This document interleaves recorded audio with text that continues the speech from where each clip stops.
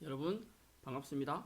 이번 시간 여러분들이 저와 함께 학습하실 내용은 재활용 폐자원 공제 대상자의 부가세 신고에 해당합니다. 저희가 앞 시간 수업을 하면서 의제 매입에 대한 얘기를 했었는데요. 의제 매입과 상당히 비슷하고 유사한 내용이다 라고 얘기를 할 수 있습니다.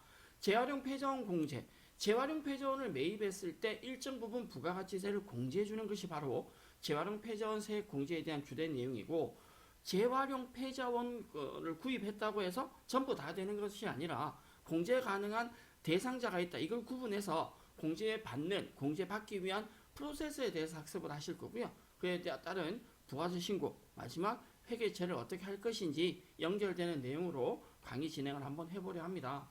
일반적인 이해부터, 이론적인 내용부터 먼저 보자면, 재활용 폐자원 자체를 수집하거나 판매를 하거나 혹은 중고 자동차를 수출을 영위하는 사업자만 공제받을 수 있다. 이게 전제 조건입니다.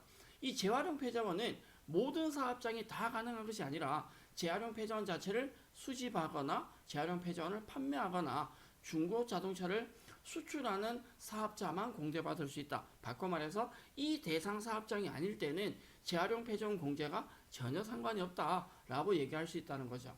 이러한 사업자가 부가가치세 과세 사업을 영위하지 않는 자 또는 간이과세자로부터 재활용 폐자원을 취득해서 제조하거나 가공하는 경우에 공제를 받을 수 있다는 건데, 전제 조건이 첫 번째는 우리 회사가 어떤 회사인지를 판단하셔야 됩니다. 분명히 우리 회사가 재활용 폐자원을 수집, 판매 혹은 중고 자동차 수출업이고요. 두 번째는 우리 회사가 부가가치세 과세 사업을 영위하지 않는 자, 바꿔 말하면 우리가 매입을 하는데 상대방이 과세 사업자가 아니니까 세금 계산서 발행이 안 된다는 거죠.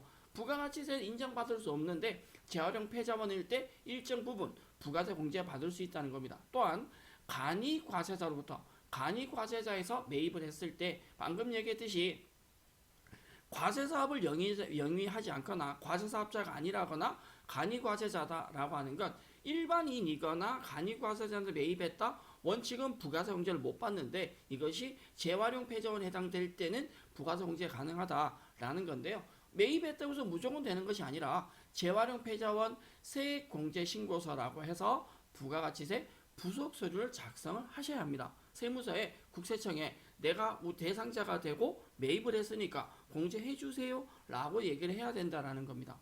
일반적으로 이 경우는 일반 전표, 실무적으로 보편적으로는 일반 전표에 매입을 하고, 왜 매입할 때 부가세가 발생하지 않으니까, 혹은 매입매수 입력하는 경우도 있는데 보편적 일반적으로 입력합니다. 다만 원재료 계정을 통해서 적요번호 7번, 적요번호 7번이 재활용 폐자원 매입세액으로 적요 관리를 해서 자동적으로 부속서류를 작성을 할 수 있습니다. 의제 매입과 상당히 비슷하죠. 자, 재활용 폐자원에 대한 실무 프로세스를 본다면 보편적으로 면세 매입이나 면세 건별로 많이 입력을 하는데, 저희는 실습을 할 때 면세 매입이나 면세 건별이 아니라 그냥 일반 전표에 부가가치세가 없기 때문에 굳이 매입 매출 전표가 아니라 일반 전표 입력하셔도 상관이 없습니다. 그래서 일반 전표에 적요 통해서 실습을 할 거고요. 이 적요 7번 재활용 폐자원 매입세액으로 관리를 해주게 되면 재활용 폐자원 매입세액 공제 신고서가 자동적으로 작성이 되고 세액공제 회계 처리를 합니다. 그리고 부가신고세에 반영이 되게 된다라고 생각하시면 되는데요. 이 재활용 폐자원에서 가장 중요한 첫 번째는 우리 회사가 대상자가 되냐 안 되냐 판단, 이게 첫 번째고요. 물론 자격 시험에는 대상자가 되는 걸 가정해서 시험 문제가 나옵니다. 두 번째, 매입했다고 해서 무조건 공제가 다 되는 것이 아니라 상대방이 과세 사업자가 아니어야 된다, 일반인이나 간이과세자여야 된다라는 거죠. 그리고 세 번째는 회계 처리를 제대로 해주셔야 되는데, 가장 중요한 조건이 바로 세 번째, 전표 입력을 할 때 거래처를 반드시 관리하셔야 됩니다. 거래처가 꼭 들어가야지만, 일반인이라면 일반인을 주민등록번호 기재로 해서 거래처 등록을 해놓으셔야 나머지 부속 서류들이 자동적으로 작성된다라고 생각할 수 있으셔야 됩니다. 다음도 부탁드리되 세 가지 조건 지키셔야 된다. 첫 번째는 회사가 대상자가 돼야 되고, 두 번째는 우리가 매입하는 매입거래처가 과세사업자가 아닌 일반이나 간이과세자여야 된다. 세 번째는 전표 입력할 때 거래처 관리를 반드시 하셔야 된다라는 겁니다. 그러면 이러한 재활용 폐자원을 매입을 했을 때 부가세를 얼마를 공제하느냐, 뭐 10% 이런 개념은 아니고요. 일반적인 재활용 폐자원의 경우에는 103분의 3, 사실은 3%가 조금 안 되죠. 매입액을 100이 아니라 103으로 보고 그 중에 3%니까 103분의 3의 비율, 또한 중고 자동차는 110분의 10, 역시 10%는 아니고 110으로 보고 10입니다. 이렇게 일반적인 세율이 공제되는 비율이 정해져 있고요. 문제는 재활용 폐자원을 매입세 공제해주는 공제 한도라는 것이 있습니다.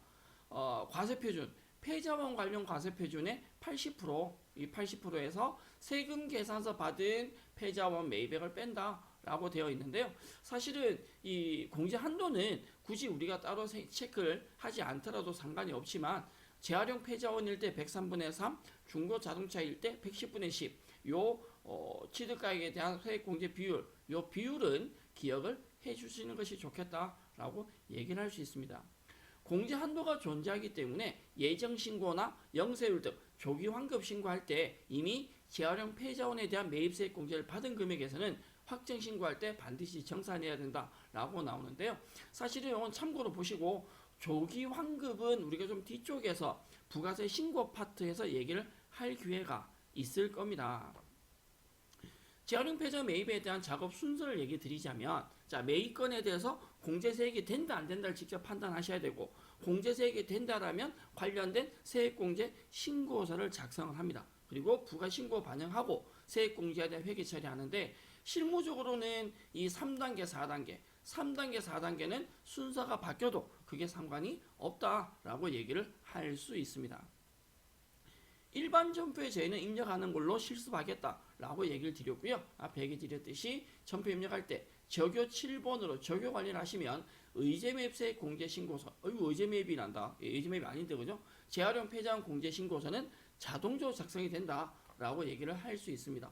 기본적으로 우리가 재활용 폐자원을 통해서 작업을 하게 되면 부가가치세 신고서에 그 밖의 공제 매입세액이라는 14번행을 더블 클릭을 하시면 그 속에 44번에 재활용 폐자원 등 매입세액이라는 칸이 별도로 있고 이 부분에 자동 반영이 된다라고 생각을 하시면 되겠습니다.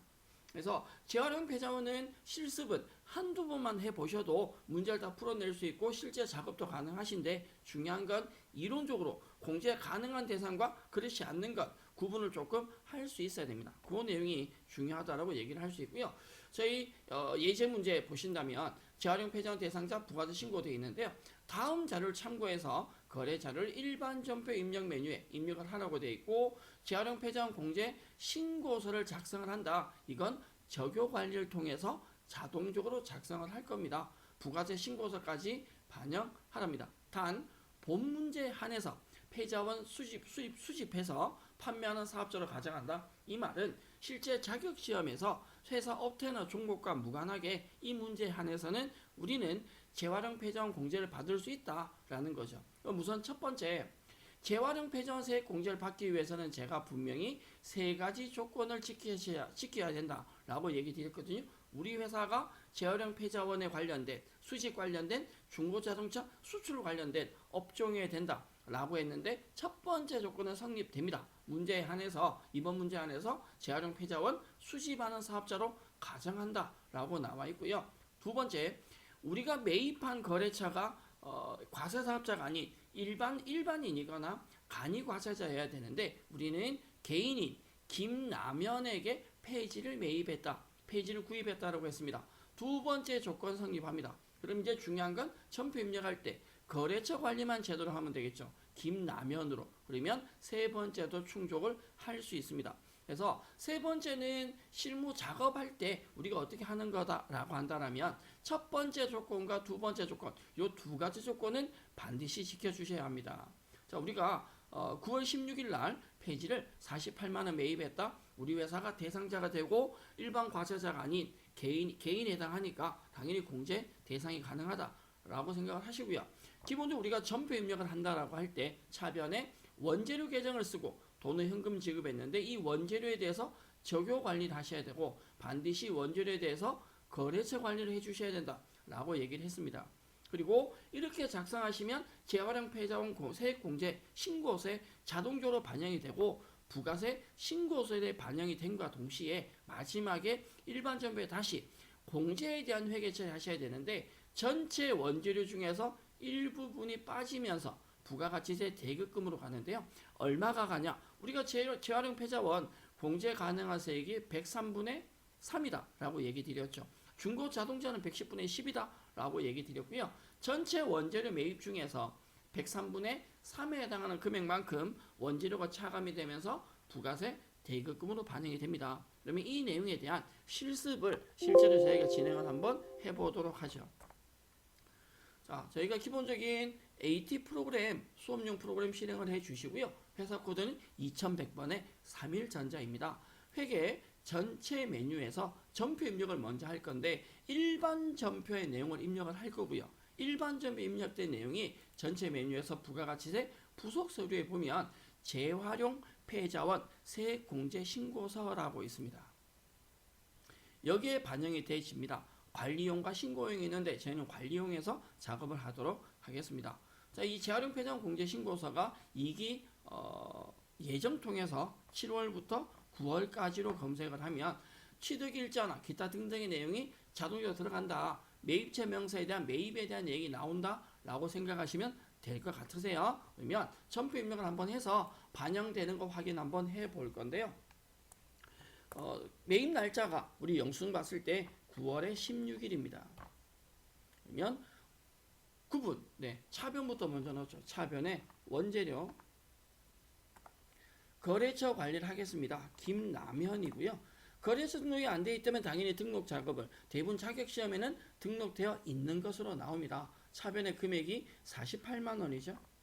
그리고 이 원재료에 대해서 적용 7번 통해서 이게 재활용 폐자원에 대한 매입세 공제 대상이 되고 향후에 부가세 처리를 하셔야 된다라는 표현입니다. 대변에 현금 지급했다.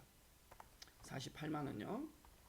물론 이걸 차변의 원재료 대변의 현금이 아니라 출금으로 전표 입력하셔도 상관이 없고, 자, 원재료에 대한 적용 관리까지 했으니까 실제로 재활용 폐자원 세액 공제 신고서가 작성되는지 확인 한번 해볼 건데 조회 버튼 눌러서 데이터 반영을 시키시면 취득일자 9월 16일 나오시고요. 김남현 거래처 나옵니다. 구분 영수증되어 있으시고 48만원 공제율 103분의 3 나와 있으시죠. 우리가 만약에 중고 자동차 업체라면 110분의 10으로 비율 수정을 해 주셔야 됩니다. 저희는 그냥 103분의 3 처리해 주시면 48만원 매입한 것 중에 13,980원에 대한 부가가치세 세액 공제 가능하다라는 얘기를 드릴 수 있는데 이 내용이 전체 메뉴에서 부가세 신고서를 열어서 확정이죠. 2기 예정이죠. 7월부터 9월까지로 검색을 하신다면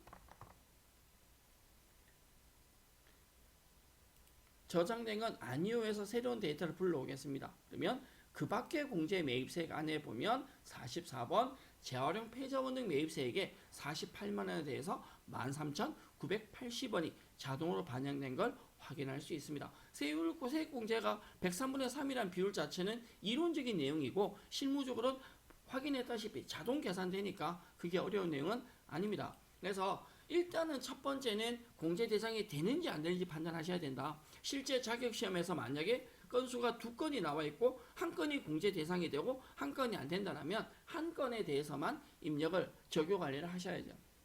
그러면 지금 우리가 공제 가능한 부가세 금액이 확인했을 때 13,980원이죠. 이 13,980원만큼 매입세액으로 회계 처리 되셔야 되니까 일반 전표에 가셔서 2기 예정 마지막 날짜인 9월 30일 날짜로 9월 달에 30일 날짜로요. 대변에 원재료를 빼면서 원재료가 매입액에서 차감이 되겠죠. 금액 까먹었다.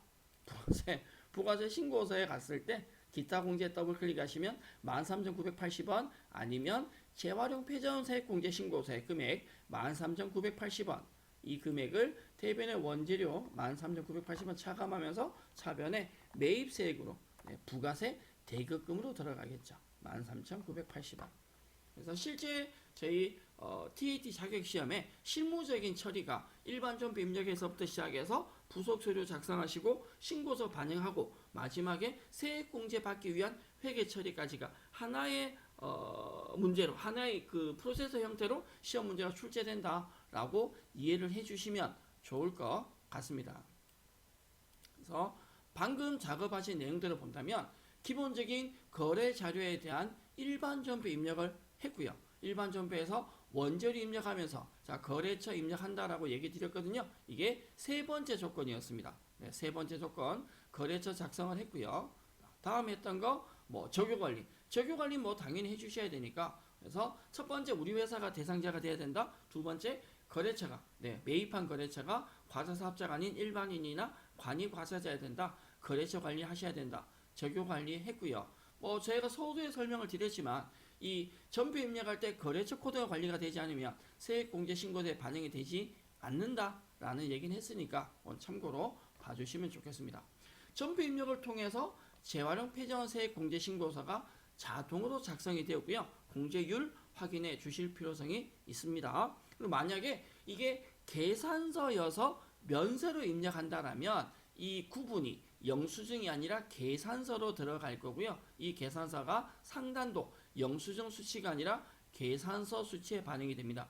계산서라면 매입 매출 전부에 면세로 입력을 하거나 뭐 면세 건별이 되겠죠. 네, 참고로 보시고 저희는 일반 점에 넣었으니까 그 내용이 부가세 신고서 그 밖에 공제 매입세액안에 재활용 폐자원에 반영된 걸 직접 저희가 확인했었고요. 마지막에 세액 공제 대상에 대해서 다시 회계 처리를 원재료 빼면서 부가세 대여금을 이걸 과세기간 마지막 과세기간 종료일 2기 마지막 날짜인 9월 30일로 회계 처리를 했습니다. 이 내용이 실질적인 스마트 실무 교육용에도요. 그 부가가치세 부속 서류의 재활용 폐자원 공제 신고서라는 메뉴가 있으시고 이 메뉴를 열어주시면 재활용 폐자원 세액 공제 신고서가 똑같은 형태로 조회가 되고요. 보는 내용이 실무 버전인데 교육용과 크게 차이는 없다라고 얘기를 할 수 있습니다.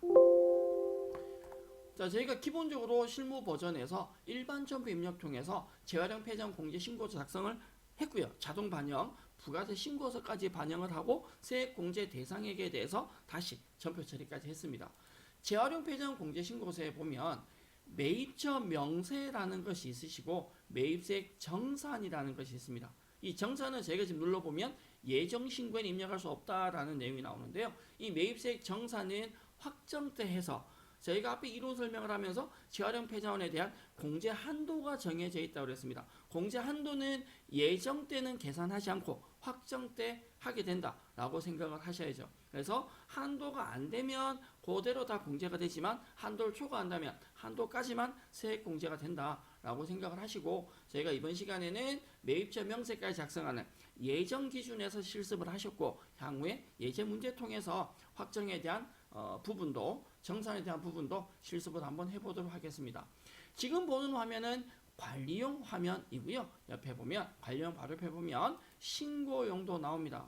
그래서 관리용과 신고용의 기본적인 차이는 없다. 뭐 동일한 내용이다라고 생각하시면 되는데 다만 관리용에 보면 매입처에 대한 우리가 매입 건수에 대한 내용이 좀 더 상세하게 들어가 있다라고 보시면 되고요. 신고용을 조회하시면 공급자 간단하게 나오죠. 건수와 수량 그리고 금액만 나타난다라고 생각하면 되고 세액은 상단에 매입 내역에 나오게 됩니다. 그래서 기본적으로는 관리용만 작성을 하셔도 신고용은 자동적으로 작성이 되고 반영되니까 크게 신경 쓰거나 고려할 문제는 아니다라고 생각을 합니다. 사실은 이 재활용 폐자원에 대한 내용은요. 저희가 재활용 폐자원에 대한 내용은 여기에 너무 중심을 두고 하기보다 재활용 폐자원 매입세액 공제보다는 저희가 앞에서 수업했었던 의제 매입세액이 사실은 훨씬 더 중요하다. 의제 매입세액이 이해가 되고 나면 재활용 폐자원에 대한 내용은 크게 어려움 없이 접근 가능하리라 생각을 합니다. 실제 실무에서는 우리 회사가 폐자원 수집이거나 중고 자동차 수출이 아니다 라고 한다면 이 서류는 사용할 일이 없다 라고 생각하시고요. 실제로 굉장히 많이 사용하는 부속 서류는 아니다 라고 얘기를 드릴 수 있습니다. 다만 자격 시험에 자주는 아니지만 가끔 나왔을 때는 실수를 많이 하는데 딱 세 가지는 전제 조건. 우리 회사가 대상자가 돼야 된다. 두 번째는 매입 거래처가 과세사업자가 아닌 개인이나 일반인이나 간이 과세자여야 된다라고 했는 거고요. 세 번째는 전부 입력할 때 일반 전부 입력할 때 거래처 관리를 꼭 해주셔야 그리고 적요 관리를 해주셔야 부속 서류가 자동으로 작성되고 신고서에 자동 반영된다라는 얘기는 드릴 수 있습니다. 실습은 여러분들이 반복해서 해주시면 좋겠고요. 이번 시간 재활용 폐자원, 세액공제 대상제 부가세 신고서에 대해서 학습하셨고 저희는 다음 시간에는 대손 세액공제 예, 너무 감동을 대손 세액공제에 대해서 학습을 하실 건데 대손 세액공제도 실무적인 내용보다는 여러분들 학습해 보시면 아시겠지만 이론적인 내용이 조금 더 어렵습니다. 그래서 이론을 먼저 하고 저희가 실무 실습까지 강의 진행을 이어가 보도록 하겠습니다. 고생하셨고요. 저는 다음 시간 대손 세액공제를 통해서 여러분들과 다시 만나겠습니다. 수고하셨습니다. 감사합니다.